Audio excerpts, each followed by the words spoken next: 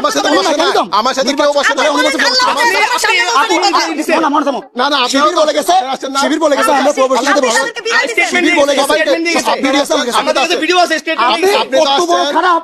আমি এখানে আসতেছি দুজন মিলে ছিল, আমরা জানি আমরা ঢুকবো না, আমরা ঢুকবো না, আমরা ঢুকবো না, আমরা ঢুকবো না। হ্যাঁ হ্যাঁ এই আপনি লাইভে থাকেন, এখানে ঝামেলা হচ্ছে। মেয়েদের হলে মেয়েরা ঢুকতে পারে, ছেলেরা কিভাবে ঢুকলো? প্রবেশের অফিস পর্যন্ত আপনারা প্রচারের জন্য সবাই আসছেন, আপনাদের সবার অনুমতি আছে প্রবেশের অফিস পর্যন্ত। কেন আমরা তো গেটে এসে একটা উদ্দেশ্যভাবে এই নির্বাচনটা আসলে হচ্ছে। অবশ্যই অবশ্যই উদ্দেশ্য বলতে হচ্ছে একটা বিশেষ গোষ্ঠীকে কেন সেটা হচ্ছে ব্যালট পাওয়া যায় সারাটা রাত আমরা এই অবজারভেশনে সেখানে ঝামেলা হতে হবে কেন? কই অন্য জায়গায় ঝামেলা হচ্ছে ছিল না কেন গেটে? না না আপনারা আজকে কথা বলেন না, আমরা ঢুকতে যাবো আসেন এখানে আমরা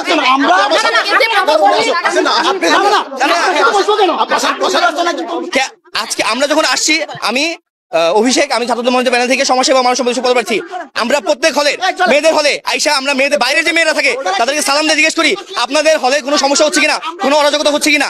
আমরা কোনো হলে ঢুকি না, আমরা একদম বাই রুল গেটে দাঁড়ায় আমাদেরকে গার্ড আটকে দিছে, আমরা ওখানে সালাম দিয়ে কথা বলছি যে আমরা ঢুকবো না, আমরা নিয়ম মানবো, ঢুকবো না। আমরা যখন ওখানে বাইরে আপুদের সাথে কথা বলতেছি সালাম দিয়ে যে কোনো সমস্যা হচ্ছে, আপনারা সবাই সুষ্ঠুভাবে ভোট দিতেছেন সেই তথ্য দিচ্ছি, হঠাৎ করে আমরা দেখি শিবিরের 4-5 ছেলে সহ আরো 5-7টা মেয়ে একসাথে তারা বের হয়ে গেছে। আমার কথা হলো, আমার যদি এই গেটের বাইরে ঢুকার পারমিশন না থাকে, আমি যদি গেটে দাঁড়ায় একজন সালাম দিয়ে জিজ্ঞেস করি যে আপু সবকিছু ঠিক আছে, আমাকে বলতে দেন স্যার। তারা আমাকে বলছে স্যার আমাদের পারমিশন দিছে।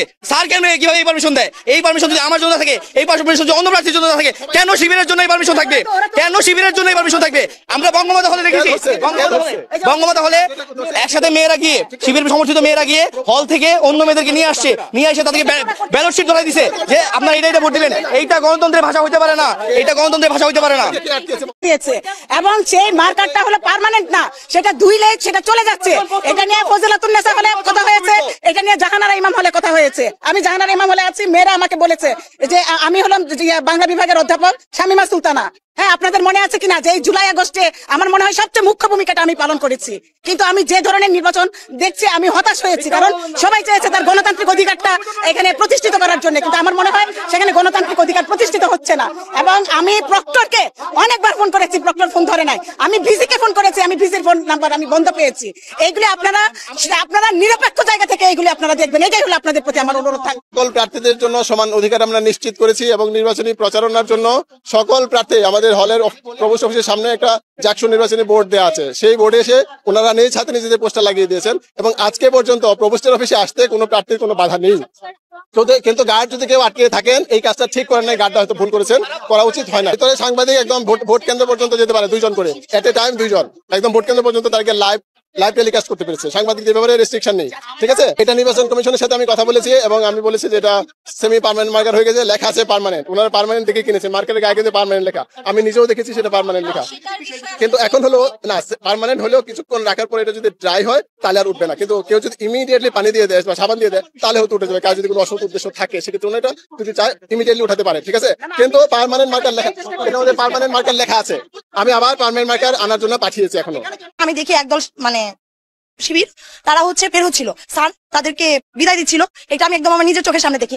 এবং আমি ভিতর থেকে খবর পাই যে ওইখানে নাকি শিবিরদের লিস্ট প্যানেলের লিস্ট সহ যারা প্রার্থী তাদের হাতে হস্তান্তর করা হচ্ছে। তো এটা শোনার পর আমি স্যারকে বলি যে স্যার এই ধরনের কোনো কিছু হচ্ছে কিনা। স্যার আমাকে ওইখানে নিয়ে যায় এবং তারা তাদের সাথে কথা বলায় আমাকে, কিন্তু শুধুমাত্র যে কয়জন মেম্বার শিবিরের তারাই আমার সাথে কনভারসেশন আসে।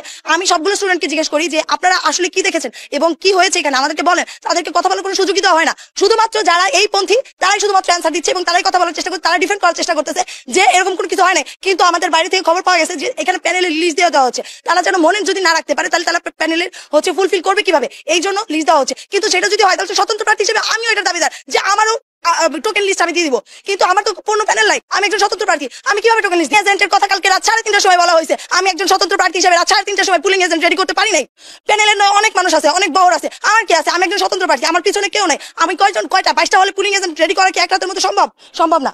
সেই জায়গা থেকে আমি বলবো যে প্রশাসনিক ভাবে এগুলোর কোনো স্টেপ নেওয়া উচিত এবং এর যেন প্রশাসনিক স্বচ্ছতা থাকে। এই যে এরকম এক একজনকে স্বজনপ্রীতি দেখানো হচ্ছে, আর একজনকে ঢুকতে দেওয়া হচ্ছে, এগুলোর জন্য না করা।